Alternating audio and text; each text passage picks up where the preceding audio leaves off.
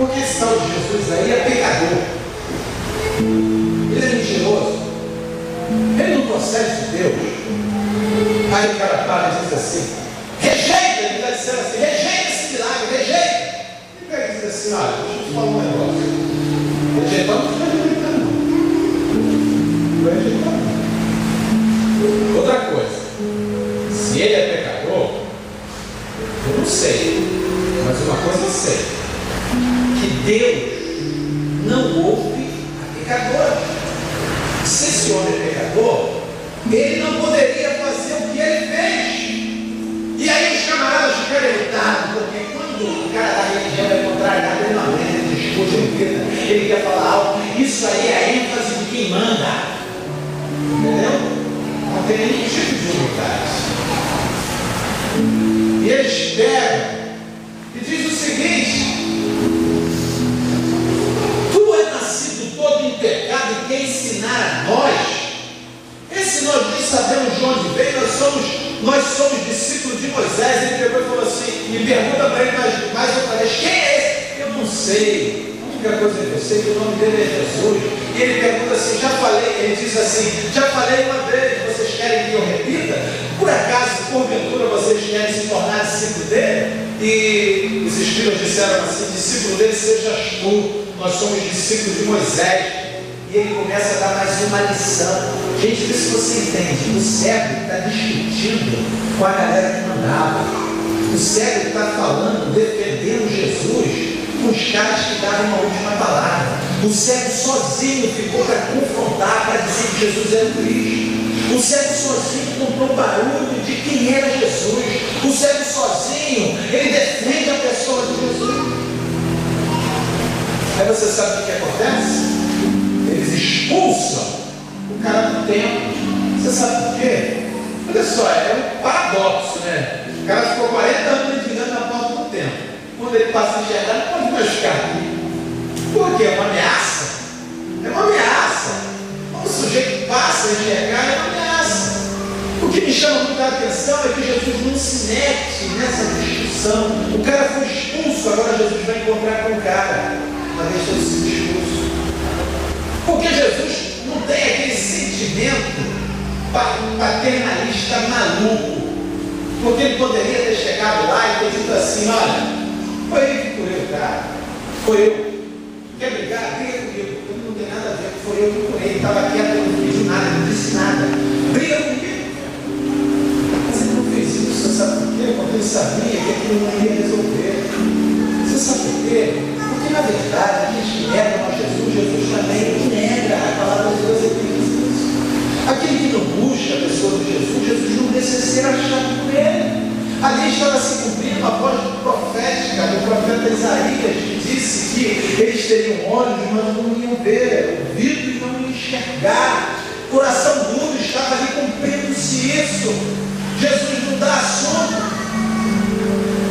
E você pode ver que eles pegam e dizem assim: olha, nós sabemos que ele é nascido em pecado, nós sabemos que tu és, nós sabemos a ênfase de quem manda, aquela coisa altruísta, o egoísmo desponta, se sobrepõe, se manifesta, mostra que na verdade eles são o que são, e enfim, essa coisa toda de soberba. Jesus, ele é tão diferente de nós. Você sabe por quê? Porque Jesus, quando ele não usa o cara que ele usa, como eu falei, de modo politicamente completamente incorreto ao nosso ver, ele não vai atrás do cara para ver o cara se lavar, sabe por quê? A hora que o cara começa a se lavar e a glória da visão, aquela coisa tremenda, começa a acontecer. Jesus poderia ter ido e ter ficado lá do lado dele assim. Talvez se fosse eu até iria ficar lá do lado do cara olhando. E quando o cara começa a lavar, ele começa a ter a localização, ele começa a se situar no tempo e espaço. Eu imagino que ele deve ter ficado um pouquinho aberto. Nunca tinha enxergado. Ele começa agora a ver a altura, profundidade, ele se situa. Isso deve ter sido magnífico. Talvez se fosse um ser humano, viraria para ele: eu sou Jesus, você viu o que eu fiz? Eu sou o cara, sou eu que fiz isso aí.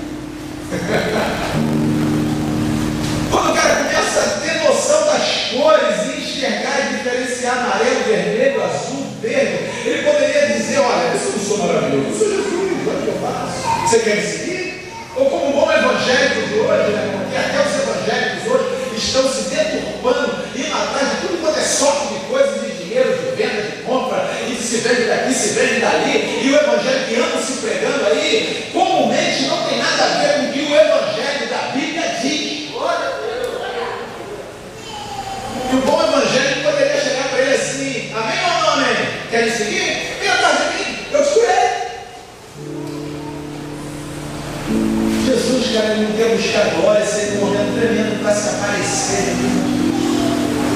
Não questão disso. Não falar que ele se aparecer no momento como esse era o momento do camarada vibrar com ele.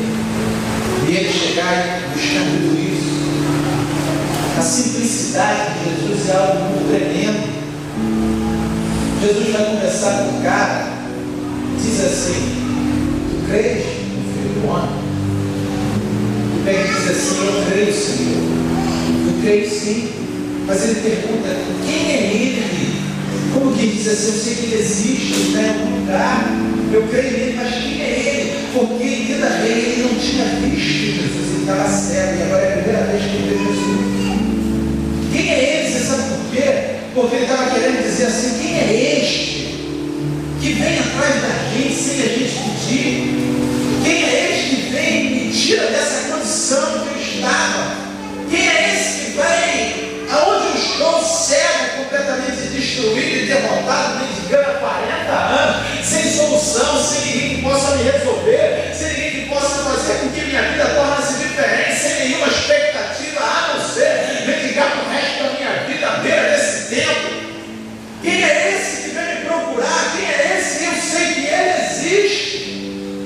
Você sabe o que isso significa, meu querido?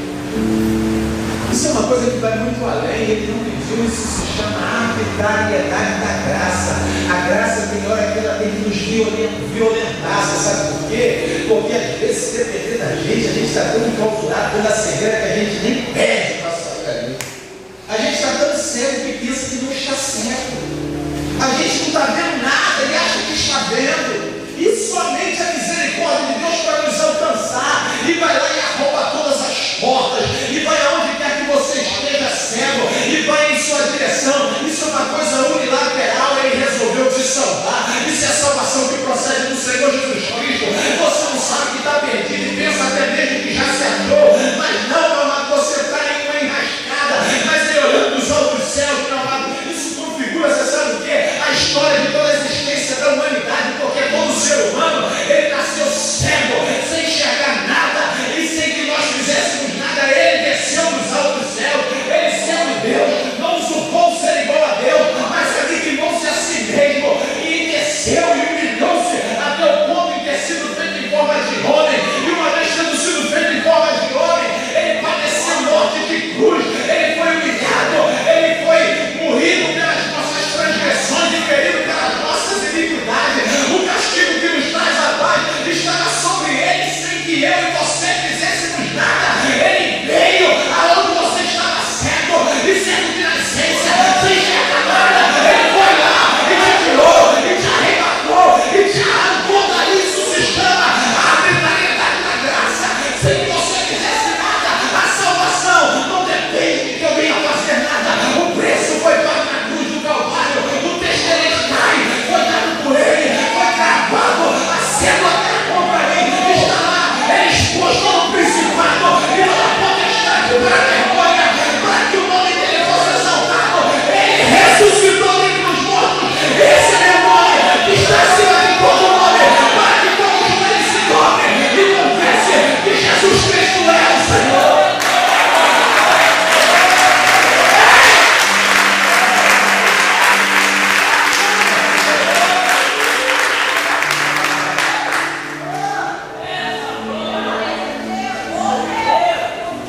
Venha depois hoje. Quer dizer, para você negar esse Jesus, mas a tudo você já viu que as religiões estão se perdendo. O altar, quase ninguém se apresenta para adorar o Mestre, o Messias, todo mundo está vindo à frente. É claro que existem as suas exceções, mas com a expectativa de receber alguma coisa. de receber uma porta aberta, de receber seja lá o que for. Quase ninguém se apresenta mais como isso, qualquer religião quer deturpar aquilo que antes estava puro.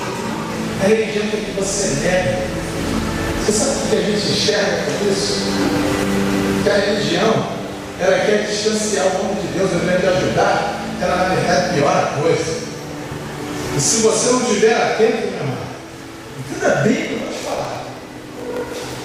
Jesus ele falou isso, Paulo corrobora, dizendo que nos últimos dias apareceriam lobos vestidos de pele de ovelhas. Pastores que não são pastores.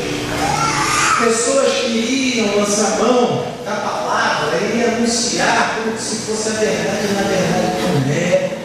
Você está no tempo de abrir os seus olhos. Você está no tempo de, ficar ligado, porque Satanás, o seu adversário, quer dizer que a sua salvação não presta, é que presta aquele que quer lhe oferecer. Satanás está querendo dizer que o evangelho está por fora, e o evangelho dele é que vale. Paulo, ele pegou e disse o seguinte: olha, ainda que venha um anjo do céu e pregue outra coisa, é anátema, é maldito. Queridos, abram os seus olhos, porque nós estamos vivendo o tempo do fim. Ele ainda disse mais, ainda que seja eu, Paulo, que venha anunciar um outro evangelho que não seja esse que já foi posto, eu também serei maldito.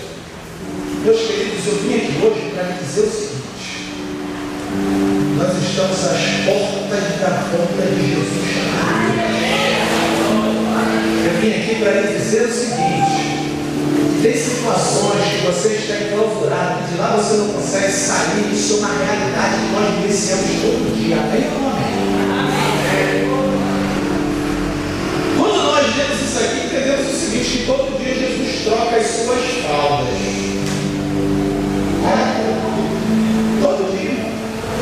Porque às vezes estamos dentro de uma cegueira que de lá não conseguimos sair, mas ele vai lá. Tira. Quem é esse que vai lá onde eu estou assentado na cadeira do inferno e me tira de lá? Você sabe por que colocaram o cara na cadeira do inferno? Recusa ele, fala, amaldiçoa ele, diz que ele é pecador. Diga isso todo dia. Eu te coloco nessa cadeira, meu lado, mas eu quero dizer uma coisa.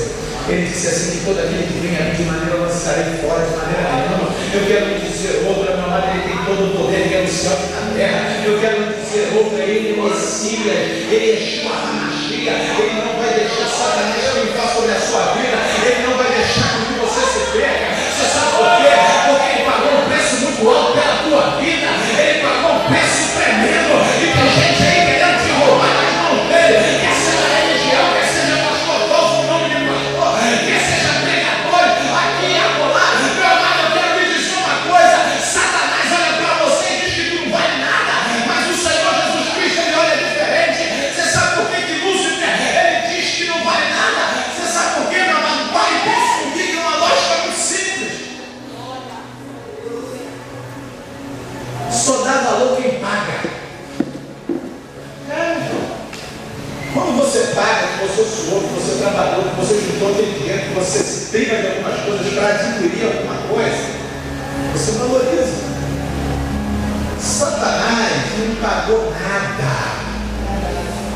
Ele diz que você não vale nada, é isso que ele diz.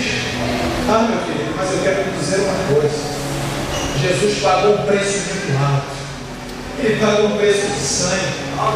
Ele pagou com a sua própria vida. Eu nunca consegui encontrar na história alguém que seja mais valioso do que Jesus.